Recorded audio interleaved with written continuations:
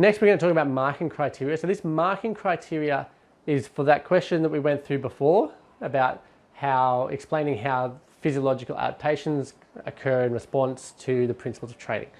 It was worth 8 marks, and so here we're going to pull up the marking criteria. And as I go through the marking criteria with my students, I'm going to make sure I show them very clearly that they need to provide examples, because providing examples is required really to get into the passing stages or above the passing stages as an answer for this question. If you don't have examples, you can't get over 6. You're going to get 5 or lower. I then want to go through and make sure that they understand that this marking criteria is really about clearly connecting back to the verb, to the stuff from the syllabus and what you're asked to do with it. So they need to make evident how, right? This is a how question because you're doing cause and effect, okay? And the difference between getting the top band and the band below is that you're just providing characteristics and features in the 6 to 7. So the 6 to 7 is a describe, whereas the 8 is an explain.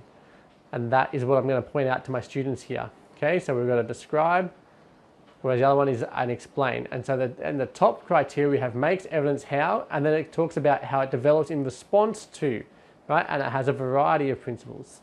Whereas in the bottom one, it just says adapts in relation to. So one is a response, so clearly something causing the results that come afterwards, whereas the other one is just about a relationship that might exist between things, but they're describing the characteristics of both there. Next is I want to point out this big difference in the examples.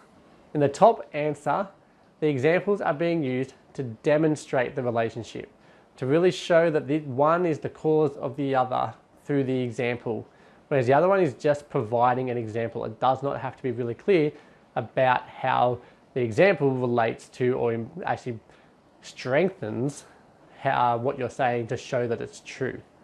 Next, as I go down the criteria, I'm going to focus in on the fact that there's the word or when it comes to marks from 5 down to 1. Okay, so here it might be the top one or the bottom one, the top one or the bottom one, the top one or the bottom one. And as I go through here, right, I can see that there's sketches in general terms, right? So this is an outline. So we've gone from an explain to a describe to an outline. And that's really clear if you're thinking back to that alarm matrix. That's what we're talking about here as well. So we've gone from explain, describe, now we're looking at an outline. We also have one down the bottom here that says recognizes and names, and that's an identify. And so that bit is really important that you teach your students how that works, how you look at the verb in the actual question, that will be the top mark. And then as you work your way down the marking criteria, you're basically going to be working down in your verbs. Okay, so if you start to analyze, it might work down to explain, down to describe, down to outline, so that you can actually get your marks in your exam. So you want them to make sure that they really understand those verbs and what they should be doing with them to make sure they're answering them really well.